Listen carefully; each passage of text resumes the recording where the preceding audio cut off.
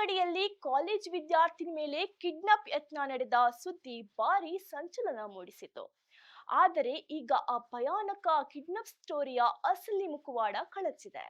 ಅನಾಮಧೇಯರು ಕಾರಿನಲ್ಲಿ ಬಂದು ಕೈಗೆ ಚುರಿಯಿಂದ ಇರಿದು ಅಪಹರಣಕ್ಕೆ ಯತ್ನಿಸಿದ್ರು ಅಂತ ಈ ವಿದ್ಯಾರ್ಥಿನಿ ಹೇಳಿದ್ದನ್ನು ಕೇಳಿ ದಂಗಾದ ಶಾಸಕರು ಆಸ್ಪತ್ರೆಗೆ ದೌಡಾಯಿಸಿ ಆ ಹುಡುಗಿಗೆ ಧೈರ್ಯ ತುಂಬಿದರು.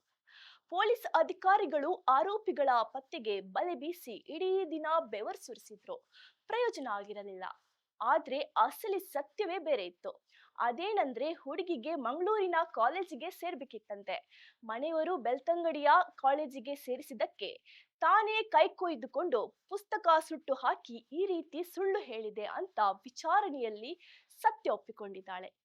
ರೀಲ್ಸ್ ಕ್ರೇಜ್ ನಡುವೆ ಇಂಥ ರಿಯಲ್ ಡ್ರಾಮಾಗಳಿಗೆ ಪೊಲೀಸರೇ ಸುಸ್ತಾಗಿದ್ದಾರೆ.